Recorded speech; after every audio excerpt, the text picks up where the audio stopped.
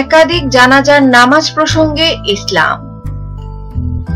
এক মৃত্যুর নামাজে জানাজার একাধিক জামাত বর্তমান সময়ে সামাজিক প্রভাব ও মর্যাদার প্রতীক হয়ে দাঁড়িয়েছে। এখান থেকে কয়েক দশক আগেও একাধিক জানাজা নামাজের উল্লেখযোগ্য তেমন কোনো প্রচলিত ছিল না।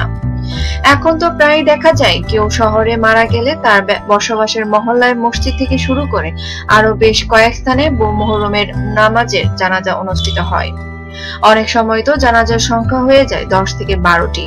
এইভাবে জানাজার নামাজের দৃষ্টান্ত মহানবী সাল্লাল্লাহু আলাইহি সাল্লামের তার অনুসারী সাহাবাদের জীবনেই নেই।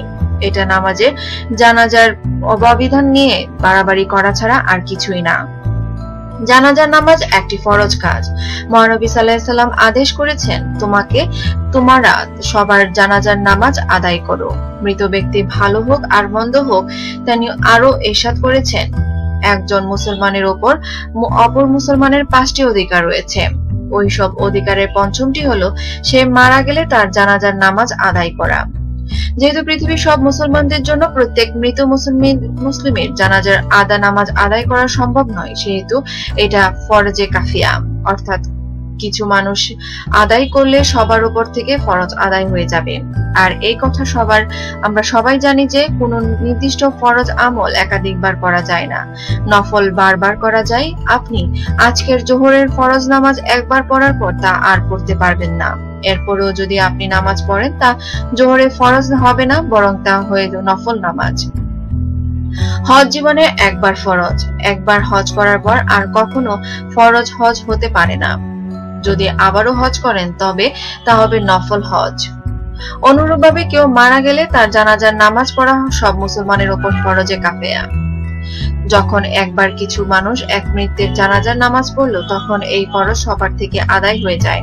যেহেতু ফরজ নামাজের জানাজা আদায় হয়ে গেছে, সেহেতু আবার ফরজ জানাজা আদায়ের সুযোগ নেই। এক ফরজ একাধিকবার আদায় করা যায় না।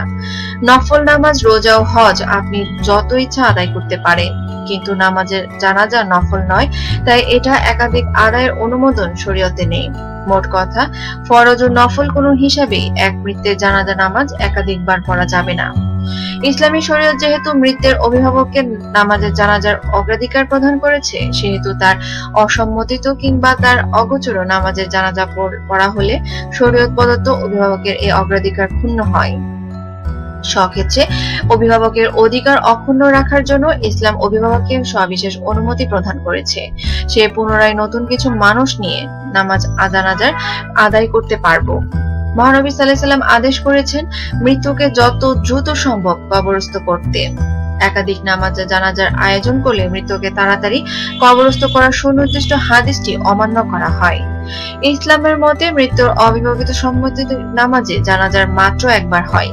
যারা এই যে কোনো কারণে নামাজে জানাজার জামায়াতে অংশ নিতে পারবে না, তারা মৃত্যুর জন্য ব্যক্তিগতভাবে মাগফিরাতের দোয়া করবে।